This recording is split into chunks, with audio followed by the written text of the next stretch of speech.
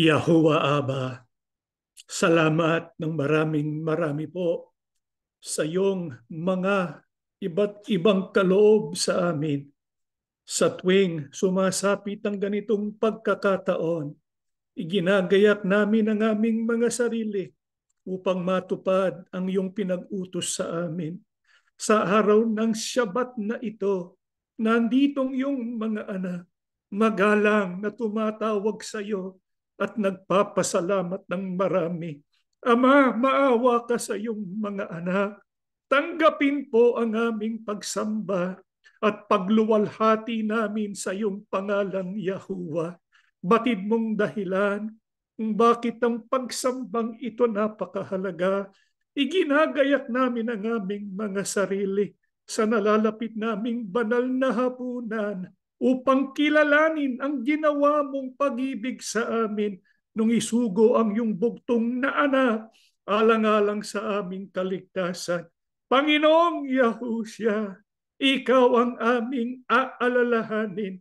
Ang sakripisyo mo para sa iyong mga alagad, hindi kailanman ito matatapatan ng sino man, O Panginoon. Salamat ng iyong pag-ibig sa amin.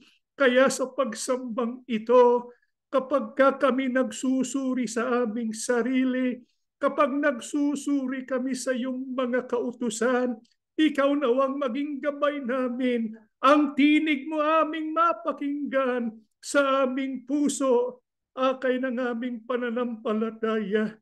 Tatawag kami sa iyo. Kikilalanin ka namin.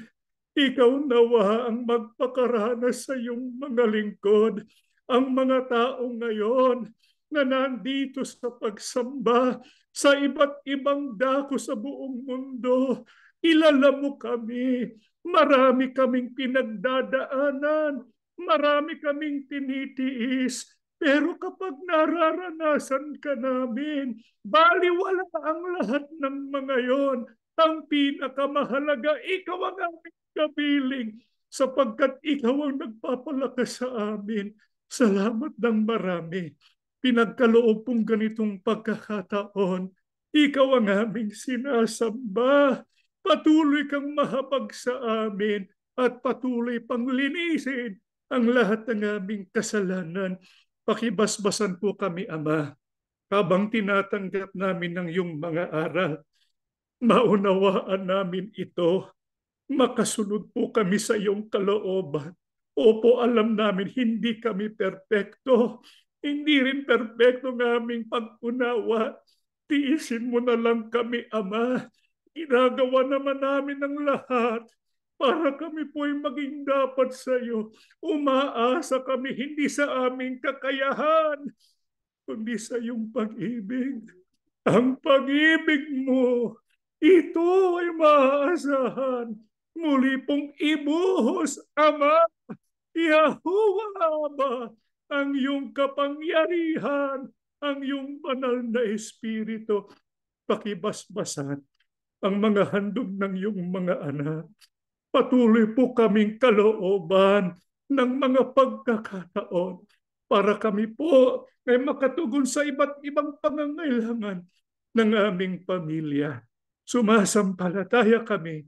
Dininig mo ng aming panalangin sa pangalan po ng aming tagapagligtas na si Yahushua HaMashiach. Amen.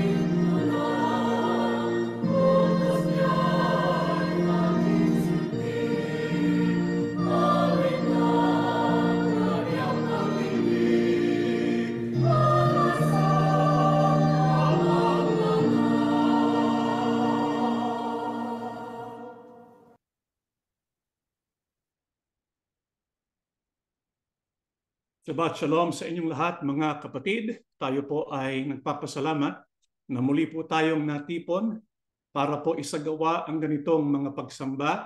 Tayo po ay tumatawag sa ating Ama na si Yahuwah at sa kanyang anak na si Yahushua HaMashiach. Sa susunod pong Shabbat, sa susunod pong linggo, muli po tayong babalik sa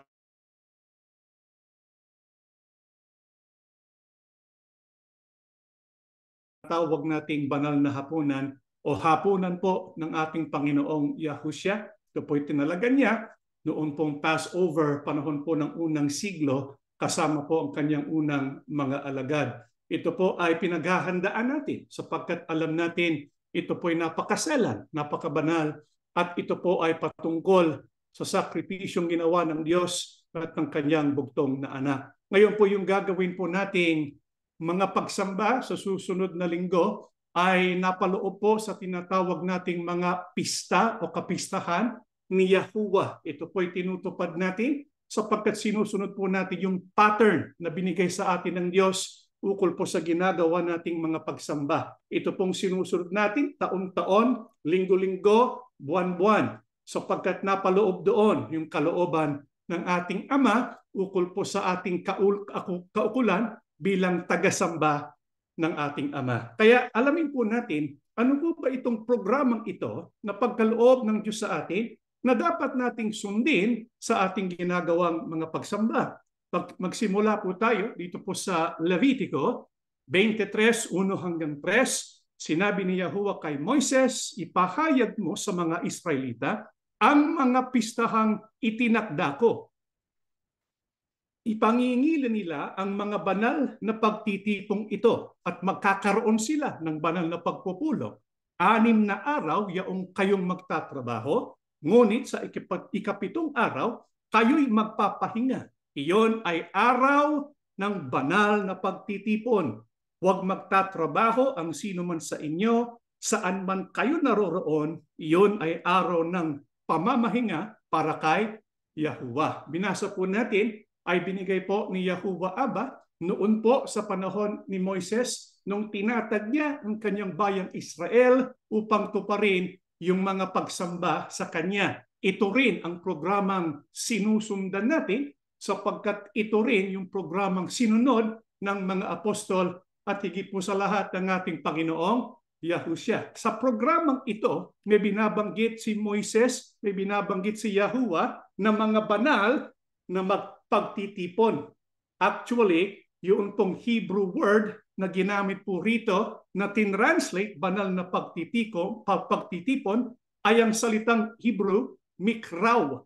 Yung salitang mikraw hindi lang po tumutukoy sa banal na pagtitipon o pagtitipong pagsamba katulad po ng ginagawa natin ngayon. Ito rin ay tumutukoy dun po sa salitang rehearsal. Sa Tagalog, pag-e-ensayo o kaya pag-sasanay. Sa makatwid, kapag ang mga tao ng Diyos ay nagtitipon para isagawa ang pagsamba, hindi lang po sila nagtitipon, sila po'y nag-iensayo sa mga inaasahan nilang mga pangako ng Diyos sa hinaharap. Kailan po ba isinasagawa itong tinatawag na mikraw? Ayon din po sa ating binasa, ito'y ginagawa sa ikapitong araw o tinatawag nating Sabat. O kaya yung ikapitong araw po kasi, yun ay 7th day. Hindi po ako nagkakamali. Yun po ay Sabbath day. Kaya sa tuwing Sabbath, katulad po sa araw na ngayon, ano pong ginagawa natin? Meron po tayong ginagawang mikraw. Ito'y pagsamba, pagtitipon at rehearsal. Sapagkat sa ating pagtitipon tuwing Sabbath, tayo po'y nag-iensayo rin. Ini-ensayo natin yun pong ating inaasahan sa araw po ng pagparito muli ng Panginoon Yahushua, ipagkakaloob po yung ganap na pagpapahinga, hindi lang po sa bayang banal, maging dito po sa lupang ito sa tinatawag na millennial kingdom. Kaya yung Sabat nating mga pagsamba, ito'y rehearsal din sa dakilang araw na yun. Pero bukod po sa tinatawag na 7th day o kaya sa tinatawag na Sabat, ano rin ang mga pagkakataon na tayo po ay nagsasagawa ng mikraw o kaya banal na pagtitipon. Ayon din po sa ating binasa, ito'y ginagawa natin kapag meron pong kapistahan. Meron po kasing pista na binabanggit dito na itinakda ng ating Panginoong Yahuwah. Alam natin yung 7. Ano-ano po ba yung 7 na tinakda ng ating Panginoong Yahuwah? Passover, Feast of Unleavened Bread, Feast of First Fruits, Feast of Weeks, yun din po yung Pentecost, Day of Trumpets, Day of Atonement, tsaka yung Feast of Tabernacles. Ilan po yan, mga kapatid? 7. Itong 7 ito, pagsamba, pero natatanging pagsamba o kaya special worship service. Bakit po ito natatanging pagsamba? Sapagkat ito rin ang timeline ni Yahuwah Abba kung kailan niya tutuparin yung kanyang panukala at pangako ukol po sa work of redemption tsaka work of restoration. Marami na po beses natin pinag-aralan ang tungkol po sa mga kapistahang ito. Pero dito po sa mga kapistahang ito, i-divide into 3 categories. Meron po yung first 3, Passover, Feast of Unleavened Bread, Feast of First Fruits. Ito po ay Spring Feast. Yung Feast of Weeks, nabubukod din. Tapos pagkatapos nun, Day of Trumpets, Day of Atonement, tsaka Feast of Tabernacles. Pero yung ating pinaghahandaan ngayon, yung mga Spring Feast. Kailan po ito magsisimula? Doon po sa ating Passover, the 14th day of the first month. Kaya ito'y sasagawa natin sa susunod pong linggo. Passover ang tawag po dito. Ito po ay natatanging pagsamba. Bakit po natin sinasabi itong mga kapistahan ni Yahuwah ay natatanging pagsamba?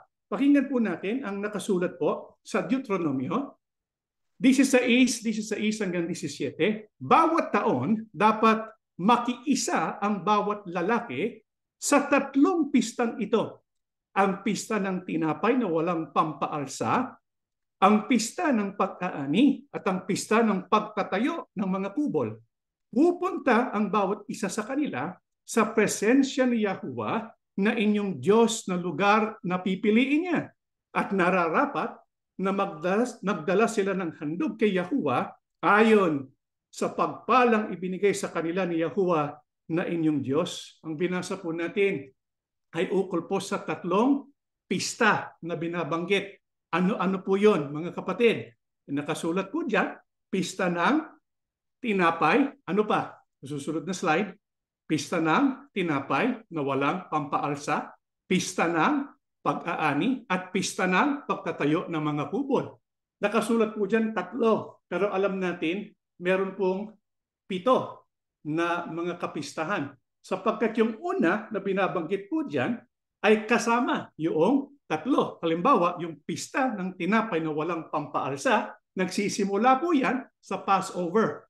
Tapos nagtutuloy po yan sa tinatawag na Feast of First Fruits. Kaya sinama po yan sa isang pagkakataon. Tapos, paglipas ng ilang buwan, mga 50 days, magkakaroon ng Pentecost.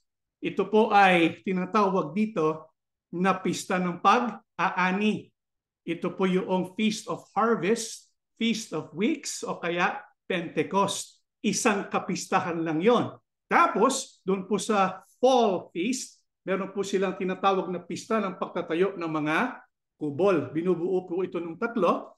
Yun pong Day of Trumpets, Day of Atonement, tapos Feast of Tabernacles. Natatangi po ang kapistahan. Ano pong katunayan? Ayon po sa ating binasa, bawat taon dapat makiisa yung mga kapatid, yung mga lingkod ng Diyos, kaya sila'y pupunta doon po sa isang lugar na pipiliin ng Diyos. Kasi noon po sa panahon ng mga Israelita, pati na rin sa panahon ng ating Panginoon Yahushua, yung mga pagsamba na regular, yung bawat Shabbat, ginagawa sa iba't ibang sinagoga. Di po ba? Ginagawa sa iba't ibang mga tribo. Halimbawa, kapag nandun ka sa Ephraim, o nandun ka sa Huda, o nandun ka sa Manase, meron silang iba't ibang lugar. Doon sinasagawa yung Sabbath na pagsamba. Pero kapag kakapistahan, natatanging pagsamba. Kaya ano ang pinagagawa ni Yahuwah Abba? Doon sila pumunta sa lugar na kanyang pipiliin. Kaya sabay-sabay silang sasamba. Sabay-sabay silang maglilingkod. Ito rin ang gagawin natin sa panahon natin ngayon. Kaya kung napansin po ninyo, kapag kapistahan, iisa lang pong ating schedule ng pagsamba. Kaya sa susunod pong linggo, para po maisagawa natin yung diwa ng kalooban ng Diyos dito, gagawin po natin yung kapistahan sa isang schedule para lahat tayo ay sama-sama sa pag-observe ng kapistahan ni Yahuwah. Kaya nga special na pagsamba. Ano pa ang dahilan kung bakit ito ay special o natatanging pagsamba? Ayon din sa ating binasa, nakasulat po rito ay nararapat na magdala sila ng handog kay Yahuwah ayon sa pagpapalang ibinigay sa kanila ni Yahuwah na inyong Diyos. Sa makatwid, ito ay kasama sa ating pinaghahandaan kapag tayo po'y magtitipon upang isagawa ang kapistahan ni Yahuwah Abba. Kasama dyan yung tinatawag nating Passover. Kaya inihahanda ang ating sarili, inihahanda rin yung ating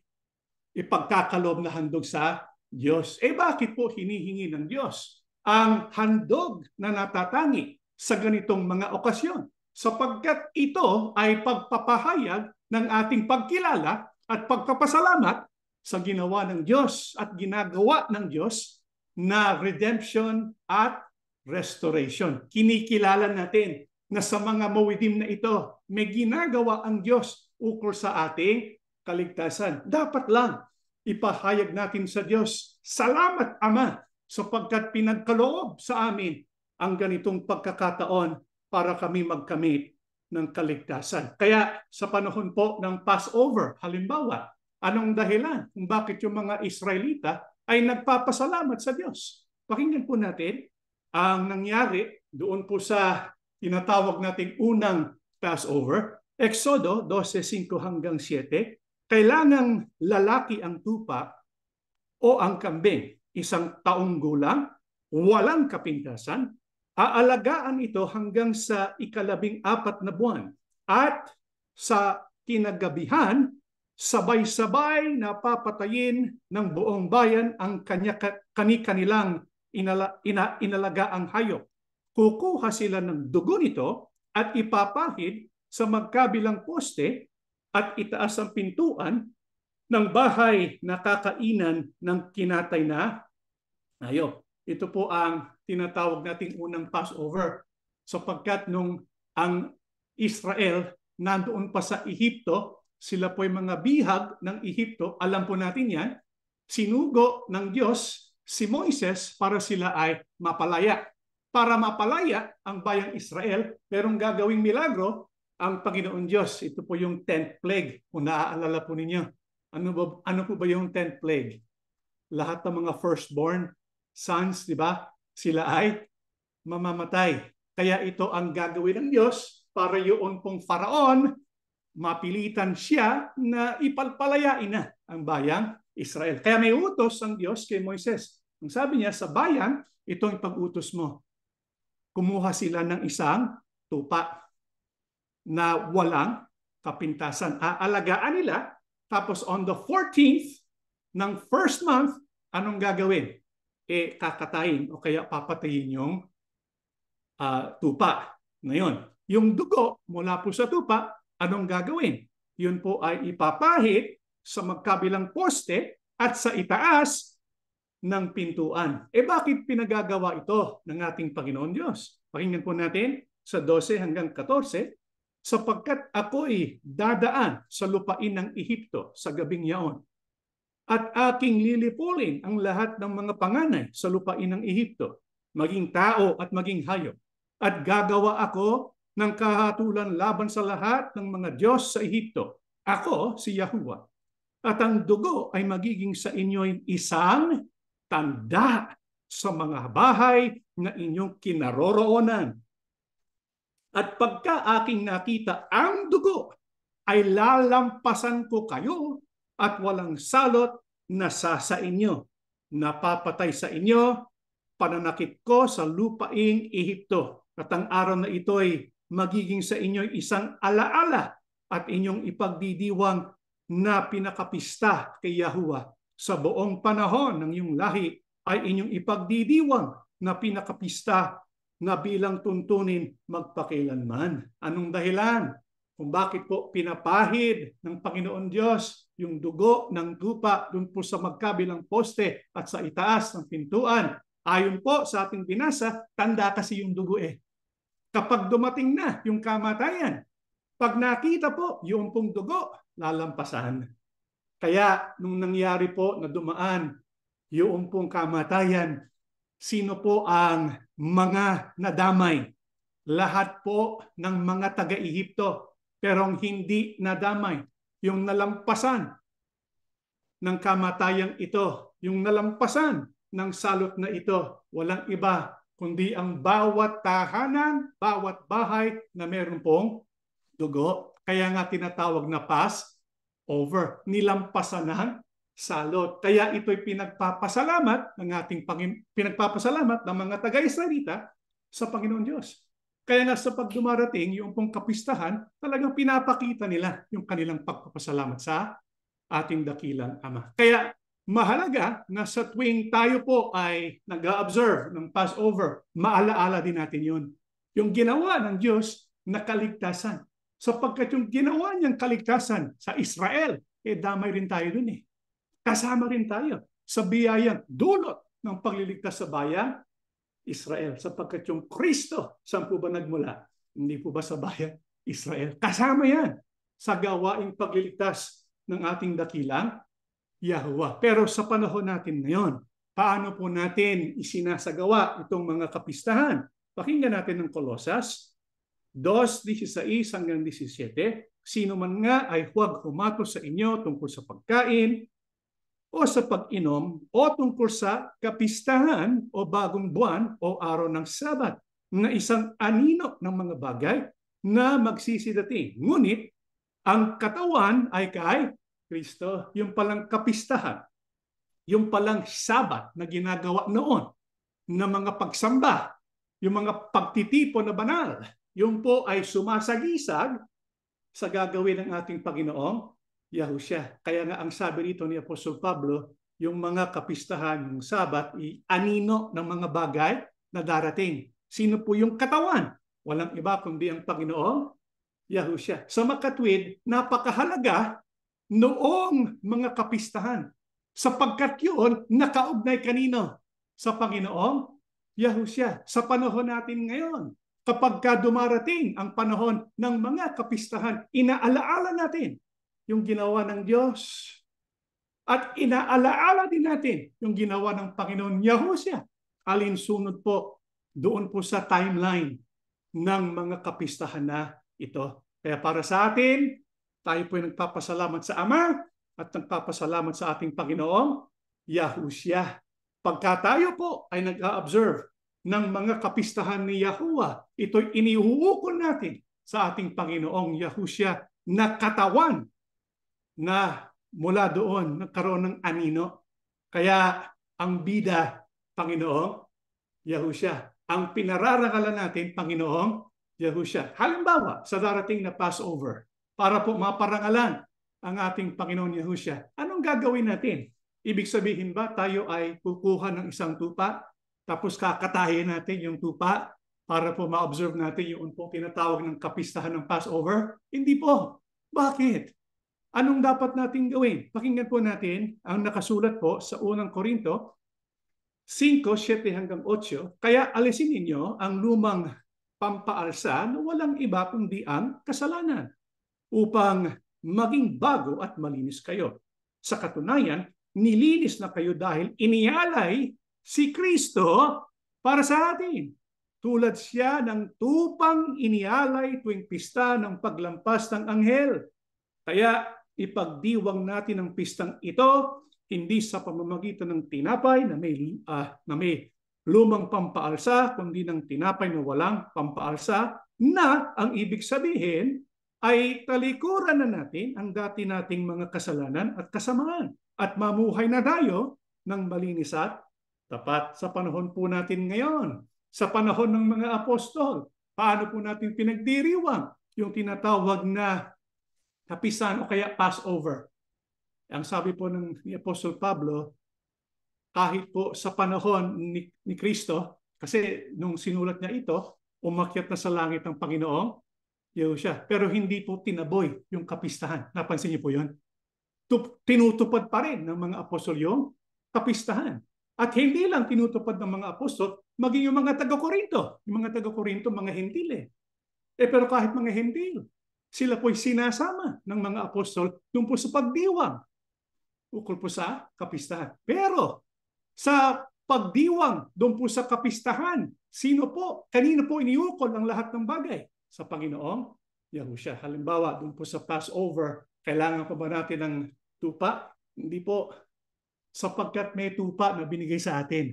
Walang iba kundi ang Panginoong Yahushua. Siya po'y pinatay sa krus alang-alang sa ating kasalanan. Kaya nung pinatay siya sa krus, yung kanyang dugo, yun din ang tanda ng mga maliligtas. Kaya dahil po sa ginawa ng Panginoon Yahushua, nung binigay niya ang kanyang sarili para tayo maligtas, yun po dapat nating alalahanin. Yun po dapat natin ipagpasalamat. Pero paano po natin aalalahanin yung sakripisyong ginawa ng ating Panginoong Yahushua? Ano po bang tinatag ng Panginoon Yahushua bago po ibinigay niya ang kanyang buhay sa araw po ng Passover? Pakinggan po natin Mateo 26 hanggang 28. At samantalang sila'y nagsisikain, ay dumampot si Yahushua ng tinapay at pinagpala at pinagputol-putol. At ibinigay sa mga alagad at sinabi, kunin ninyo, kanin ninyo itong aking katawan. At dumampot siya ng isang saro at nagpasalamat. At ibinigay sa kanila na nagsasabi, magsiinom kayong lahat diyan, sapagkat ito ang aking dugo ng tipan na nabubuhos dahil sa marami sa ikapagpapatawad ng mga kasalanan. Paano po natin isasagawa ang Passover na pinararangalan natin ng ating Panginoon Yahushua? Ano po bang tinatag niya noong pong Passover? Tinatag po niya yung tinatawag natin ngayon na banal na hapunan. Hindi pa po siya namamatay dito. Pero sinasabi niya sa kanyang mga alagad ang ganitong mga termino. Napansin po ninyo? Itong aking katawan, yung tinapay, pinagputol-putol sapagkat siya pahihirapan. Tapos kumuha siya ng isang kopa at sinabi niya tungkol sa isang kopa o isang saro, nagpasalamat siya. Ang sabi niya, magsiinom kayo dyan, itong aking dugo. Bakit ginawa ito ng ating Panginoon Yahushua? Sapagkat tinatag niya yung pong tinatawag na New Covenant, yung pong bagong tipan sa ikapagpapatawad ng ating kasalanan.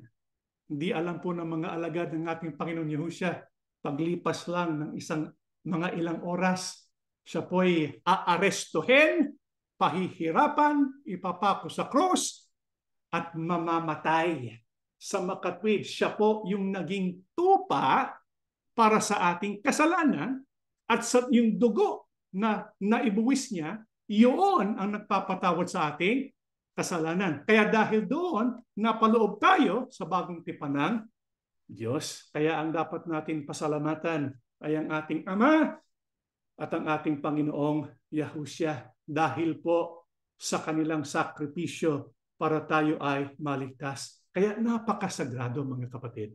Napakahalaga ng gagawin nating banal na hapunan. Kikilalanin natin yung ginawa ng Diyos at ginawa ng ating Panginoong Yahushua. Kaya dapat ito'y paghandaan Itong layunin bakit tayo may pagsamba na ganitong tema, ganitong paksa. Paghahanda sa pagtanggap ng banal na hapunan. Bakit napakahalaga na ang pagtanggap natin ng banal na hapunan, ang pagkain ng tinapay at pag-inom mula doon po sa kopa. Bakit po dapat natin ito paghandaan?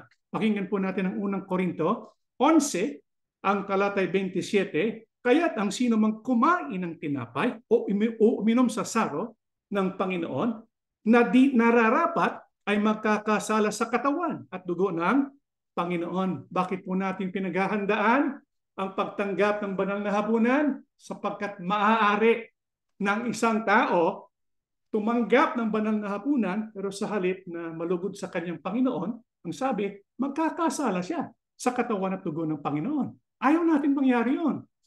Ang gusto natin sa pagtanggap ng ating bahagi sa katas ng ubas sa tinapay, tayo po'y pagpapalain. Babasbasan ni Yehusha. Hindi po ba yun ang gusto natin? Kaya nga dapat nating malaman ano bang kailangan nating gawin bilang paghahanda para sa pagkain natin ng tinapay, pag-inom natin sa saro, nagagawa natin ito sa isang paraang nararapat.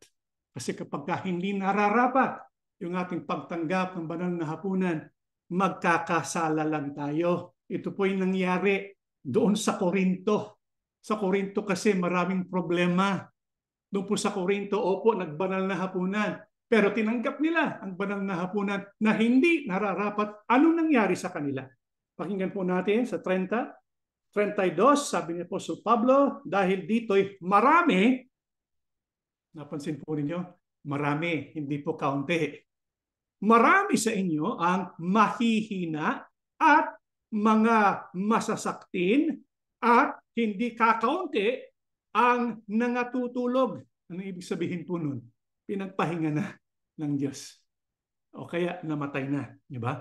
Datapwat kung tayo'y hinahatulan, ay pinarurusahan tayo ng Panginoon upang huwag tayong mahatulang kasama ng sanlibutan. Ang kausap ito ni Apostol Pablo, yung mga kaanib na at kasama na sa Panginoong Yahusya. Kaya sumasampalataya. Tumanggap ng banal na hapunan, pero hindi po sila nararapat. Kaya anong nangyari? Nagkasala sa Panginoon. Dahil nagkasala sa Panginoon, sila'y hinatulan sa halip na pinasbasan. Anong naging masamang bunga? Dahil sila'y hinatulan. Marami nang hina. Ang iba, nagkaroon ng sakit. Ang iba, namatay. Ayaw naman natin mangyari sa atin yun. Di po ba? Kaya dapat tiyakin natin yung ginagawa nating banal na hapunan sa ikababanal natin. Sa ikapagpapala ng ating kaluluwa. Opo, sinabi ni Apostol Pablo, yung mga hinatulan, hindi naman ibig sabihin hindi na sila maliligtas. Pinarusahan sila, hinatulan sila sa pagkakataon yun para hindi na sila mahatulang kasama ng sanlibutan. Gayunpaman, gusto natin kahit sa panahon natin ngayon, lalong-lalo na sa panahon natin ngayon, pag tumanggap tayo ng banal na hapunan, sa halip na magkasakit tayo ay gumaling sa karamdaman. Di po ba yun ang gusto natin? Sa halip na manghina tayo, lalo tayong lumakas. Kaya anong dapat natin gawin? Gawin natin ang lahat ng pinagagawa sa atin ng Diyos at ng Panginoon Yahusya para tayo makatanggap ng banal na hapunan ng nararapat. Kaya ano po ang pinagagawa sa atin? Para po maging karapat-dapat yung ating ginagawang banal na hapunan. Yung banal na hapunan na ginawa dun sa Korinto, bakit po ba marami ang nanghina at naging masasakitin? Pakinggan po natin ang nakasulat po sa Korinto, Gis 15:18, yung binasa natin kanina nasa 11. Diba? Sinabi ni Apostol Pablo, itong dahilan kung bakit ito nangyari. Hindi kayo pinagpala. Ang dahilan, mababasa natin sa Gis 15 hanggang 18. Kinakausap ko kayo bilang matatalinong tao. Husgahan ninyo ang sinasabi ko. Hindi ba't ang pag-inom natin sa kopa ng pagpapala ng ating pinagpapasalamat ay pakikibahagi sa dugo ni Kristo? At ang pagkain natin ng tinapay na ating pinipirap-piraso ay pakikibahagi naman sa kanyang katawan? Kaya nga, dahil iisa lamang ang tinapay, tayo'y iisang katawan kahit na tayo marami, sapagkat nagsasalo-salo tayo sa isang tinapay. Tingnan ninyo ang bansang Israel. Hindi ba't ang mga kumakain ng mga handog ay nakikibahagi sa ginagawa sa dambana? Ang dahilan kung bakit ito'y sinulat ni Apostol Pablo at sinabi pa nga niya, husgahan ninyo ang aking sinasabi. Sinabi niya ito sapagkat dun sa Korinto, yung mga kapatid nag-aaway-away. Hindi sila magkasundo. Kaya nga sabi ni Apostol Pablo, bakit pa kayo nagtitipon? Yung pagtitipon ninyo na ginagawa ninyo, lalo pang napapasama ang inyong pagsasama. Anong lunas doon? dapat baguhin ang ugali ng mga kapatid. Kaya nga dito po sa kanyang pagpuna sa mga taga-Korinto, kung sila tatanggap ng banal na hapunan, dapat maunawaan nila yung kanilang ginagawa sa banal na hapunan. Ano po bang ginagawa natin? Isang tinapay, pero lahat tayo ay merong bahagi sa isang tinapay. Yung sa isang kopa, isa lang, pero lahat tayo may bahagi doon sa isang kopa. Anong pinagagawa o pinauunawa ni Apostol Pablo sa atin? Ibig lang sabihin, kapag tayo po magsasagawa ng banal na hapunan, kung kailan kinikilala natin yung sakripisyo ng ating Panginoon Yahushua, tayo po ay nakikiisa sa Kanya, kay Yahushua, at kung gayon, dapat makiisa rin tayo sa isa't isa. Kaya panawagan ito sa pagkakaisa akay ng pag-ibig. Kasi para tayong magkaisa, iisa lang ang magbubuklod sa atin. Ano po yun? Yung pag-ibig na dapat umira sa lahat ng sumasampalataya sa Panginoong Yahushua. Kaya mga kapatid, kung gusto natin na tayo po'y pagpalain, kung gusto po natin tayo basbasan sa panahon ng ating banal na hapunan, ang dapat umiiro sa atin, ano po mga kapatid? Yung pag-ibig, hindi po yung poot, kundi yung pag-ibig. Ano ba kahalaga? Yung pag-ibig, lalong-lalo na kapag isasagawa natin yung banal na hapunan. Pakinggan po natin ang unang Juan 4:10 hanggang 11. Ito ang pag-ibig, hindi sa inibig natin ng Diyos, kundi tayo ang inibig niya at isinugo niya ang kanyang anak upang maging handog para mapatawad ang ating mga kasalanan.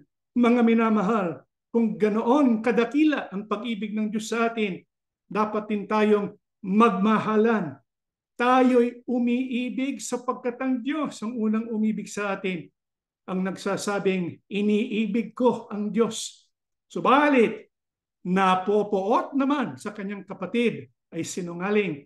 Kung ang kapatid na kanyang nakikita ay hindi niya magawang ibigin, paano niyang maiibig ang Diyos na hindi niya nakikita? Gaano kahalaga, mga kapatid, na umira sa atin ang pag-ibig kapag sinasagawa natin ang banal na hapunan. Napakahalaga. Bakit po? Ang dahilan kung bakit tayo merong banal na hapunan ay dahil po sa pag-ibig. Di po ba? Dahil sa pag-ibig, anong ginawa ng Diyos? Isinugo niya ang kanyang bugtong na anak para siya'y mamatay sa krus. Dahil sa pag-ibig, anong ginawa ng Panginoon Yahushua? Iniisa yung krus para siya'y mamatay para sa ating kasalanan. Kaya meron tayong banal na hapunan. Dahil po sa pag-ibig ng Diyos, sa pag-ibig ni Yahushua, tayo po, pag tayo po tatanggap ng banal na hapunan, ayon kay Apostol Juan, dapat din tanggapin natin yung ating bahagi na merong pag-ibig. Pag-ibig sa Diyos, kay Yahuwah, pag-ibig kay Yahushua HaMashiach, at pag-ibig sa isa't isa. Kaya dapat mahayag yung pag-ibig natin para tayo po'y basbasan ni Yahuwah at ni Yahushua. Paano po dapat mahayag yung pag-ibig natin sa isa't isa? Pakinggan po natin ang nakasulat po sa 2 Korinto 2:5-8. Ngayon, tungkol naman sa taong nagdulot ng kalungkutan kanino man, hindi lamang ako ang binigyan niya ng kalungkutan. Ayaw kong magmalabis, pero nagbigay din siya ng kalungkutan sa inyong lahat. Pero sapat na ang kaparusahang ibinigay ninyo sa kanya. Kaya patawarin na ninyo siya at patatagin dahil baka maging labis ang kanyang hinagpis at tuluyang paghinaan ng loob. Nakikiusap ako na ipakita ninyo sa kanya na mahal nyo pa rin siya. Ang binasa po natin ay tungkol po sa isang tao. Hindi po binanggit ni Apostol Pablo yung pangalan. Pero itong taong ito, kinainisan ng maraming mga kapatid. Sapagkat meron siyang ginawa na talagang nagbigay ng sama ng loob sa mga kapatid. Pero sabi ni Apostol Pablo, naparusahan na siya, sapat na yung parusang tinanggap niya. Dapat din ay marunong tayo magpatawad sa kanya, at hindi lang magpatawad, ang sabi rin po, dapat ipagpakitaan natin ng pagmamahal. Yan po kasi diyan nahahayag yung ating pag-ibig. Yung pag-ibig nahahayag sa pagpapatawad kahit sa mga taong nagbigay sa atin ng sakit ng loob o gumawa ng masasamang bagay. Kaya isa po yan sa dapat natin isipin, isa po yan sa dapat natin gawin bilang paghahanda sa pagtanggap ng banal na hapunan. Ano pa ang dapat natin gawin bilang paghahanda sa pagtanggap ng banal na hapunan? Dito po sa Korinto 11:28 hanggang 31, kaya dapat siyasatin ng tao ang kanyang sarili bago siya kumain ng tinapay at uminom sa kopa, sapagkat ang sino mang kumakain at umiinom ng hindi kinikilala ang kahalagahan ng katawan ng Panginoon ay kumakain at umiinom ng kahatulan laban sa kanyang sarili. Yan ang dahilan kung bakit mahihina at masasakti ng marami sa inyo at may ilan ngang namatay na. Kung sisiyasatin natin ang ating sarili, hindi tayo hahatulan ng Panginoon. Ano pang dapat natin gawin para maging handa tayo sa pagtanggap ng banal na hapunan? Sabi po ni Apostol Pablo, dapat matuto tayong sumiyasat kanino? Sa ating sarili. Hindi po dapat matuto tayong sumiyasat sa iba. Di po ba mga kapatid? Sa halip na siyasatin ang iba, siyasatin ang sarili. Sapagkat kung sinisiyasat natin ang ating sarili, hindi tayo hahatulan ng Panginoon. Pero paano ba yung pagsiyasat sa ating sarili? Dito po sa pangalawang Korinto 13:5, siyasatin ninyo ang inyong mga sarili. Kung kayo'y nasa pananampalataya, subukin ninyo ang inyong mga sarili. Hindi ba ninyo nalalaman na si Yahushua Kristo ay nasa inyo? Malibang kayo'y nabigo sa pagsubok. Ano pong ibig sabihin? Nga bago po tayo tumanggap ng banal na hapunan, napakahalaga na siyasatin natin ang ating sarili. Ibig sabihin, siyasatin natin kung tayo po'y nasa pananampalataya pa. Gaano kahalaga yung pananampalataya? Yung sumasampalataya, ang tatanggap ng kaligtasan. Nakasulat po yan sa Biblia. Kaya yung batayan natin, bakit tayo merong kaugnayan sa Panginoon Yahushua, ay ang ating pananampalataya. Pero anong dapat natin maunawaan sa ating pananampalataya? Yung pananampalataya, yan po ay tumutukoy sa ating commitment, sa ating pagsunod sa Panginoon Yahushua. Kaya dapat siyasatin natin, teka muna, opo, noon ako'y sumampalataya. Pero ngayon, sumasampalataya pa ba tayo? Sumusunod pa ba tayo sa pinagagawa ng Panginoong Yahushua? Kasi kapag yung pananampalataya natin ay humihina sa halip na lumalakas, dapat po magkaroon tayo ng pagsisisi. Yun ang ibig sabihin na siyasatin natin ang ating sarili. Alamin natin, si Yahushua ba nasa buhay pa natin? Kasi ang Panginoon Yahushua mabubuhay sa atin kapag tayo ay nasa pananampalataya. Kaya kapag tayo po tatanggap ng banal na hapunan, basically ang ginagawa natin, we renew our commitment to our King Yahushua. Nangangako tayo sa Kanya, binabago natin yung ating commitment, parang renewal of vows. Di ba kung minsan kapag kinakasal, merong renewal of vows? Parang ganun na rin ang gagawin nating banal na hapunan. Kaya kung napapansin natin, nakaraan, hindi ako masyado committed sa Panginoon Yahushua. Bago tayo tumanggap, tayo po dapat na maging committed na.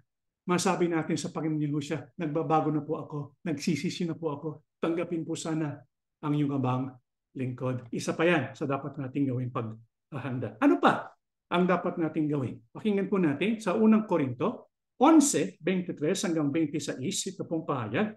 Sapagkat tinanggap ko sa Panginoon ang ibinigay ko naman sa iyo, sa inyo, na ang Panginoon Yahushua ng gabing siya'y ipagkanulo at dumampot ng tinapay at nang siya'y makapagpasalamat, ito ay kanyang pinagputol-putol at sinabi, ito'y aking katawan at pinagputol-putol para sa inyo. Gawin niyo ito sa pag-aalaala sa akin.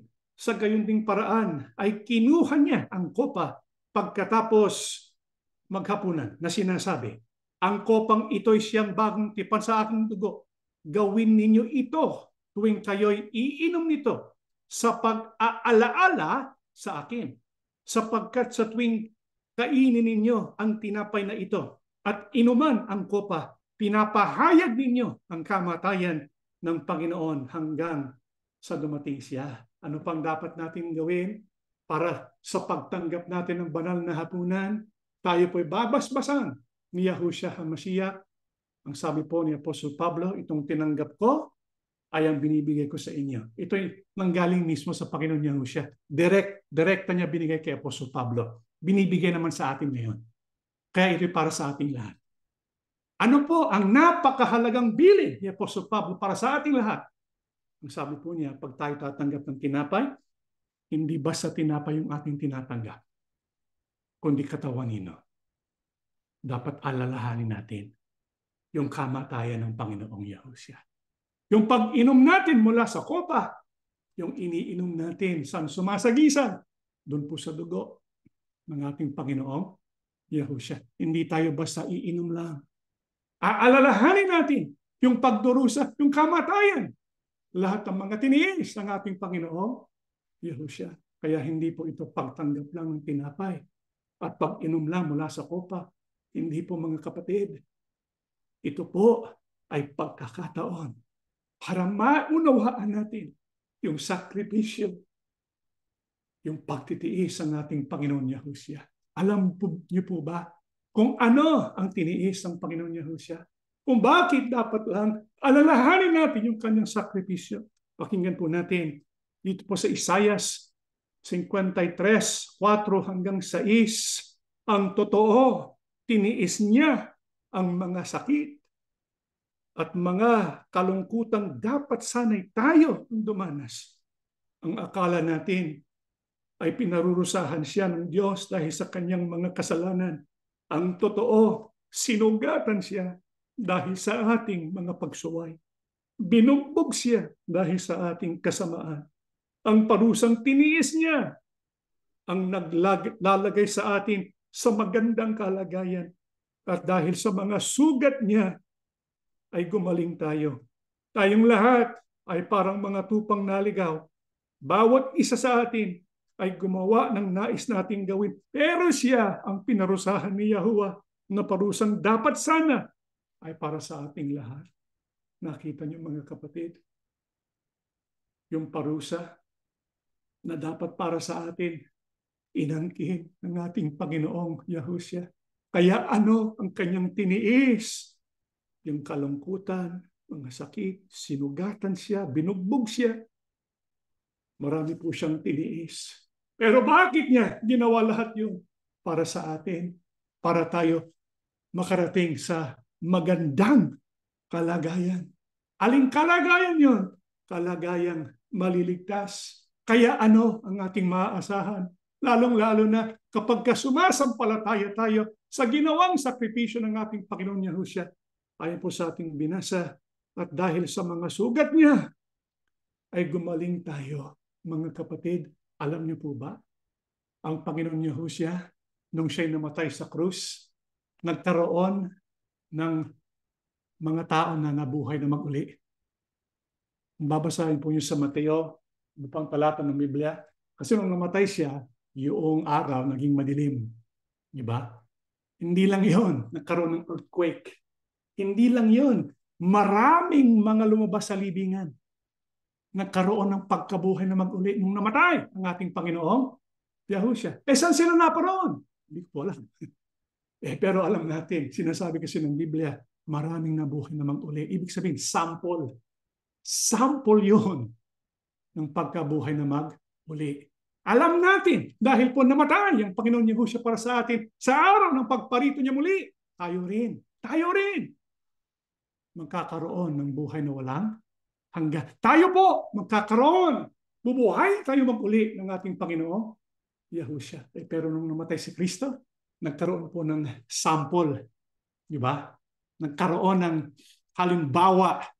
Ganong katindi yung kamatayan ng ating Panginoong Yahushua. Pero anong ibig sabihin nun para sa atin? Mga kapatid, nakasulat din po. Sana sumampalataya tayo dito mga kapatid. At dahil sa mga sugat niya, ay gumaling tayo. Marami tayong mga sakit. Marami mga tao nagkakasakit. Kung minsan, kapag sila lalapit sa mga doktor, wala na pong magawa mga doktor.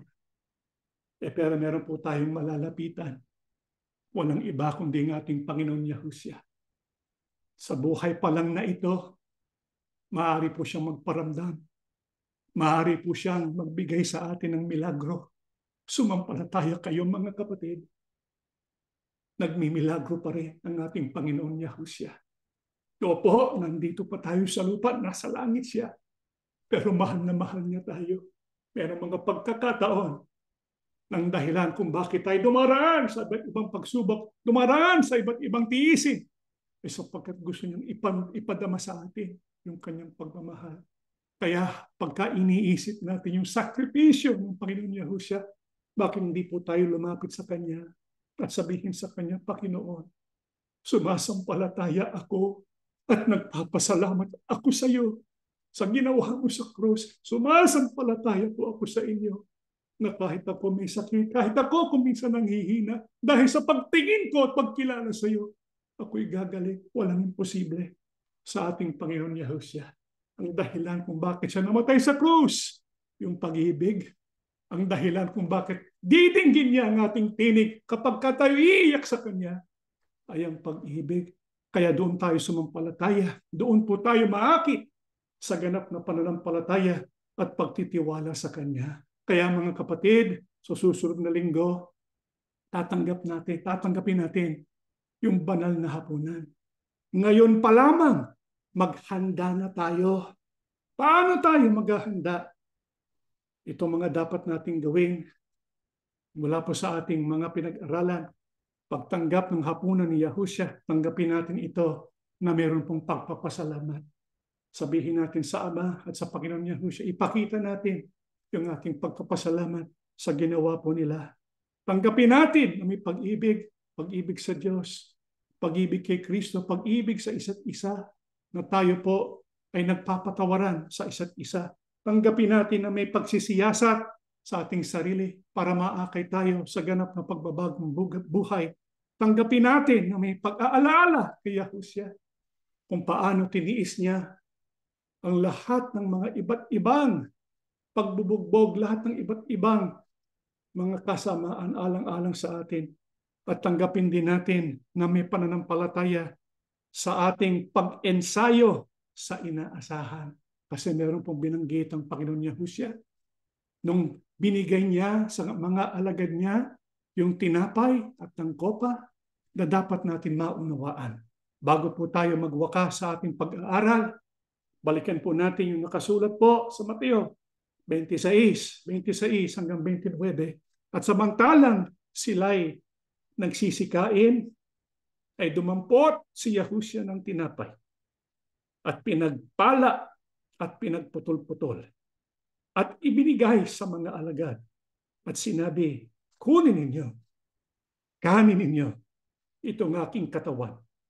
At dumampot siya ng isang saraw at nagpasalamat at ibinigay sa kanila na nagsasabi, magsiinom kayong lahat dyan sapagkat ito ang aking dugo ng tipan na nabubuhos dahil sa marami sa kapagpapatawad ng mga kasalanan.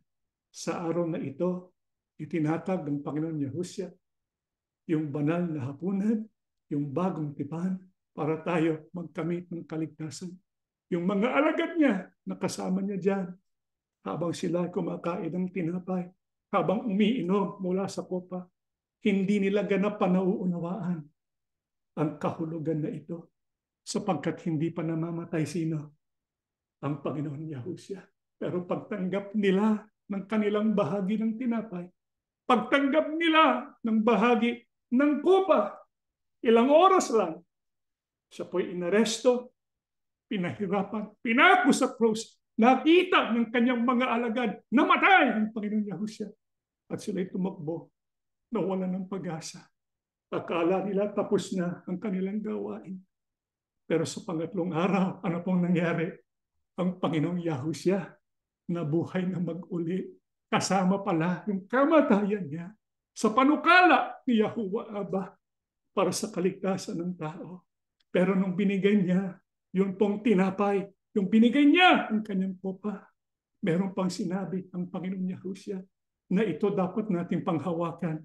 Dito po sa huling babasahin natin, sa 29, datapwat, sinasabi ko sa inyo, na buhat ngayon ay hindi na ako iinom nitong bunga ng ubas hanggang sa araw na yaon na inumin kong panibago na mga kasalo ko kayo sa kaharian ng aking Ama. Ayon po sa ating Panginoon Yahushua, hindi na siya iinom ng katas ng ubas. Ihintayin niya yung dakilang araw na muli natin siyang makikita. Kailan po yun? Pag naitatag na ang kaharian ng Diyos sa langit at makarating dito sa lupa. Kaya darating ang araw na yon at ang sabi ng Panginoon Yahushua, pag dumating na ang kaharian ng Ama, tayo po ay magsasalo uli. Makakapiling natin ang ating Panginoong Yahushua. Itong ating sinasanay din.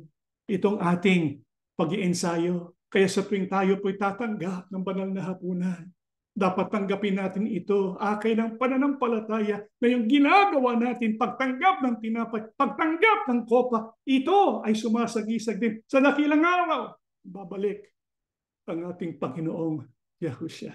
Ganun tayo kamahal ng ating tagapagligtas. Hindi tayo pababayaan.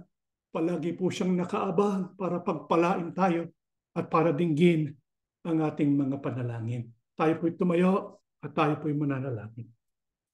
Ama naming Diyos, salamat po na maraming sa iyo. Yahuwah, dakila naming Ama, napakabutit, napakabait mo. Patuloy mo kaming pinagtsatsagaan. Kilala namin ang aming sarili. Kung ang sukat na aming gagamitin ay ang pagkilala namin sa aming sarili, wala pong isa sa amin ang makararating sa kaligtasan. Mabuti na lang, napakahabagin mo. Mabuti na lang, puspos ka ng pag-ibig.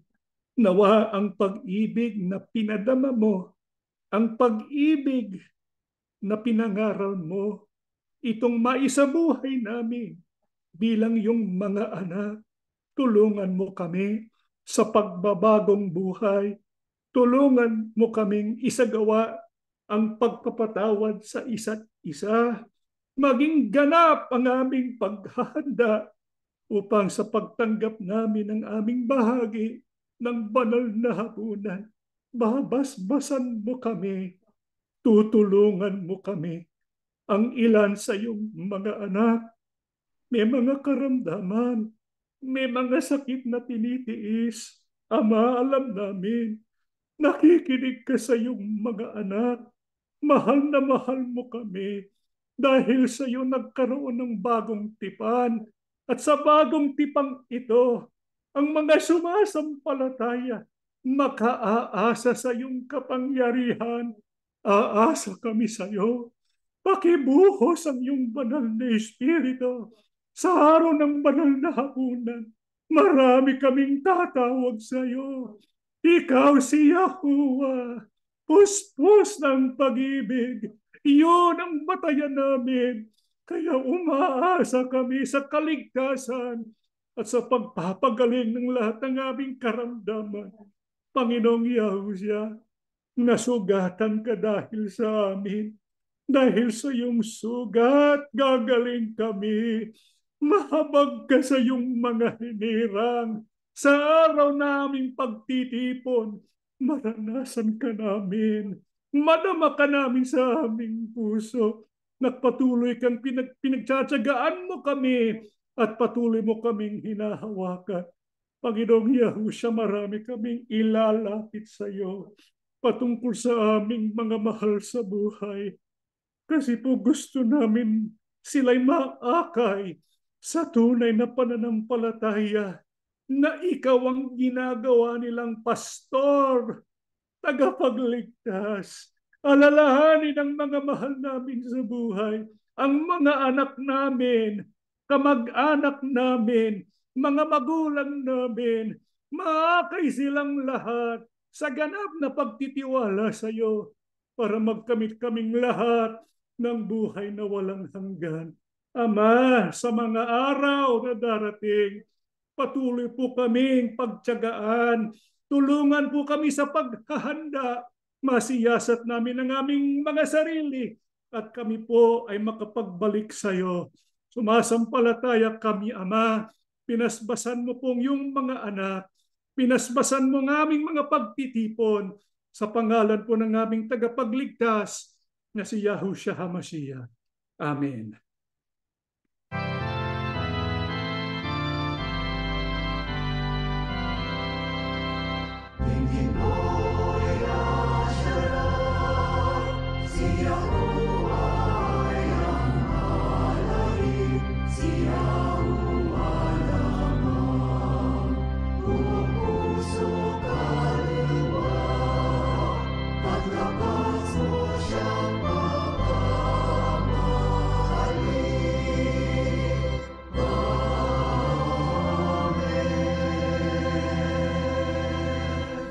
Ang walang malo na pag-ibig at masaganang awa ni Yahuwah Abba, ang biyaya at kapangyarihan ni Yahushua HaMashiach, at ang laging paggabay ng Ruach Kodash, sumaating lahat ngayon at magpakilanman. Amen. Mga kapatid, just a few announcements po. First of all, reminder to everyone na yung atin pong gagawing feasts ay magsisimula na po next Saturday. Di po ba? March 23rd. Ito po in person, 3 p.m. sa Fremont po. Pero lahat namang join via Zoom. Mahalaga po na maihanda na po natin yung table, maihanda po natin yung tinapay, tsaka yung kupita. Yung paghahanda ay batay po sa kung ilan ang tatanggap sa lugar ninyo. Kaya dapat ito ay planuhin natin para maging maayos yung gagawin nating pagtitipon. Kaya sana po lahat tayo ay makasama. Tagtaan natin, isa lang po ang schedule ng ating pagsamba for next week. Ito po ay yung Passover na pagsamba. Pagkatapos doon, meron tayong pagtitipon muli, March 24 tsaka March 30, 4 p.m. Pacific Standard Time. Tapos meron din po tayong first fruits. By the way, yung pong ating Feast of Unleavened Bread, gaya po ng pinag-aralan po natin nakaraan, hindi po tayo kakain ng leavened products, katulad ng cookies, ng breads, at mga iba pang mga pagkain na meron pong leavened products. Okay po? Tapos meron po tayong isasagawang preparatory prayer. Ito po ay magsisimula araw po ng March 17, which is on Sunday, from March 17 to 22, 7 p.m. Pacific Standard Time. Sana po lahat tayo ay makadalo sa ating mga preparatory prayers. Tapos meron din po tayong Yahushua Supper Rehearsal Review. Ito gagawin natin March 21st. Ito po ay Thursday. Kaya sa halip na BHP, ito pong ating gagawin. Para lang masiguro natin, lahat po ay nakahanda na sa pagtanggap ng banal na hapunan at lahat po ay naisaayos natin para po smooth, organized yung gagawin nating pagtitipon. At also, kung tayo po ay magbibigay ng handog, if we're going to use Zelle o kaya PayPal, kasi kapag Zelle o PayPal, gagamitin natin hihingin sa atin yung email address, di po ba? Sa halip na ibigay natin yung dating email, which is offerings@assemblyofyahushua.org, ang bigyan nating email address ay yung offerings@aoy.today. At also, bilang panghuli mga kapatid, ay sana po makasama po namin kayo sa ating Alaska cruise. Ito po ay from October the 6th to October the 13th. Kaya ito ay 7 days na cruise. Doon po sa barko, meron po tayong sasagawang mga Bible study. Ang pinaka-tema ay Our Awesome God Experiencing the Awe of Yahuwah. At ito rin ay magandang pagkakataon na makilala po namin kayo, mga kamag-anak po ninyo, kahit hindi po sila kasama sa Assembly ni Yahushua. Magandang pagkakataon din na madala po ninyo, makasama din po namin sila para it's an opportunity for us to share our faith as well. Kaya hopefully, many of us will be able to partake of this event para tayo ay lalong tumibay sa ating pananampalataya through fellowship with our Father and also fellowship with one another. Nandito po yung pinaka-flyer para makita po yung detalye tungkol po sa itinerary, tsaka yung kung magkano yung gastos. Tatawag po kayo sa phone number na binigay dyan. Okay po, banggitin po ninyo na Assembly of Yahushua. Kaya ito po ay nasa Facebook natin tsaka nasa ating website para po makita natin yung flyer. na ito. Natatapos na po ang ating pagsamba. May Yahuwah Abba and Yahushua HaMashiach bless all of us.